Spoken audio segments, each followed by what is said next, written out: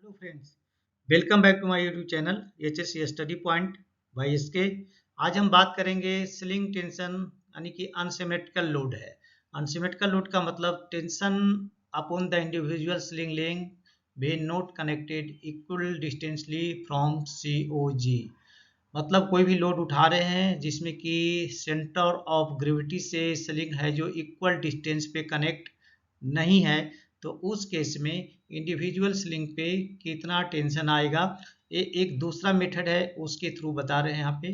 तो यहाँ पे हम देखेंगे सबसे पहले इसका रूल है इस फॉर्मूला का निकालने का कि load distribution is universally proportional to sling leg distance from COG। यानी स्लिंग का जो डिस्टेंस है तो उसका जो लोड डिस्ट्रीब्यूशन होगा उसका यूनिवर्सल प्रोपोर्शनल होगा, मतलब उल्टा होगा यहाँ पे। ठीक है, अब इसका फॉर्मूला जो निकालने का है proportional share of load into load angle factor. तो लोड एंगल फैक्टर निकालने का फॉर्मूला हम लोग जानते हैं। तो सबसे पहले यहाँ पे हम इस फॉर्मूला को पुट करेंगे। तो सबसे पहले देखते हैं प्रोपोर्शनल शेयर ऑफ लोड, कितना शेयर लोड होगा। तो 6 फीट स्लिंग पहली स्लिंग की देख लेते हैं जो कि 6 फीट L1 है। तो इसका हम अगर प्रोपोर्शनल शेयर ऑफ लोड निकालेंगे यहाँ पे तो क्या होगा, इसका कितना है, डिस्टेंस है 3 फीट। ठीक है, अनडिवाइडेड बाई टोटल कितना है 12 फीट। तो 3 बाई अगर 12 करेंगे तो कटेगा तो 0.25 आएगा। यानी कि ए है जो 0.25 डिस्टेंस फ्रॉम COG से 0.25 डिस्टेंस है। इसका मतलब इस पे लोड जो आएगा वो इसका उल्टा, इधर की लोड पूरा आएगा नहीं, 0.75 शेयर ऑफ द लोड। इस पे लोड जो होगा 0.75 शेयर ऑफ द लोड आएगा। ठीक है, तो इसका शेयर जो लोड वो बना यानी 0.75 इंटू टोटल लोड कितना है 55,000 kg। तो इसके साथ अगर इसको हम मल्टीप्लाई करते हैं तो यहाँ पे होता है 41,250 kg। अब यहाँ पे दूसरा चीज यहाँ पे चाहिए लोड एंगल फैक्टर।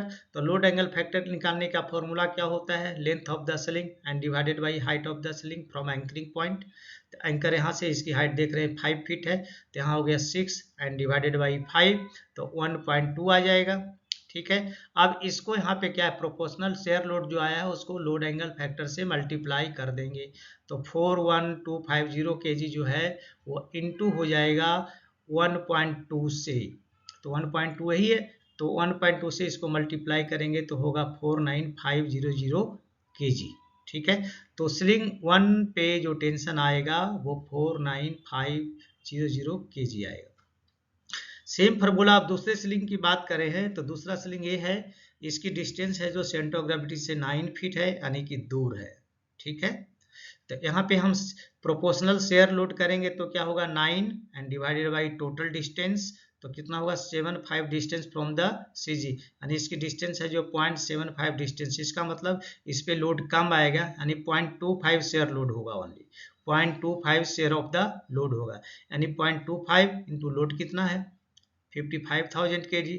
तो 55,000 kg को अगर मल्टीप्लाई करेंगे इसके साथ तो आएगा 13,750 kg। अब यहाँ पे एक लोड एंगल फैक्टर फिर से निकालना पड़ेगा। तो लोड एंगल फैक्टर का फॉर्मूला क्या होता है, length of the sling and divided by sling of the sling height from the anchoring point. यहाँ से इसकी एंकरिंग पॉइंट, यहाँ से एंकरिंग पॉइंट इसका सेम है। तो यहाँ पे क्या हुआ 10.5 जो लेंथ है इसका डाल दिए, डिवाइडेड बाई हाइट इसकी कितनी 5 फीट, तो यहाँ 5 फीट कर दिए। तो यहाँ क्या आ गया 2.1 आ गया इसका लोड एंगल यहाँ पे फैक्टर। अब यहाँ पे फॉर्मूला क्या है, प्रोपोर्शनल शेयर लोड जो निकाले हैं वो इनटू लोड एंगल फैक्टर को मल्टीप्लाई करना होगा। तो यहाँ पे स्लिंग टेंशन जो हो जाएगा यानी 13,750 kg और इनटू लोड एंगल फैक्टर जो हो गया 2.1 हो गया। इसको अगर आप मल्टीप्लाई करेंगे तो ये होगा 28,875 kg। अब दोनों में डिस्टेंस देख रहे हैं, यहाँ भी मैंने बताया था कि जो स्लिंग सेंटर ऑफ ग्रेविटी से नज़दीक रहेगा उस पर लोड ज़्यादा आएगा। तो पहला जो स्लिंग है वो सेंटर ग्रेविटी से नज़दीक है यानी 3 फीट पे ही है, तो इसलिए इस पर देखिए लोड ज़्यादा है 49,500 kg। और दूसरी स्लिंग जो है 10.5 फीट है जो सेंटर ऑफ ग्रेविटी से दूर है, तो इस पे टेंशन कम आएगा। तो यहाँ पे देख रहे हैं 28,875 kg ही यहाँ पे आया है। तो इससे आप अच्छे तरह समझ चुके हैं। तो चलिए अब मैं आप लोगों से यहाँ पे रिक्वेस्ट जरूर करूँगा, अगर आप हमारे चैनल पे नए हैं तो प्लीज़ चैनल को सब्सक्राइब करें, दोस्तों में ज़रूर शेयर करें और बेल आइकन को ऑल पे सेट कर लें ताकि हमारे सभी वीडियो का नोटिफिकेशन आपको टाइम से मिल जाए। तो चलिए मिलते हैं आपसे नेक्स्ट वीडियो में, तब तक के लिए जय हिंद, वंदे मातरम।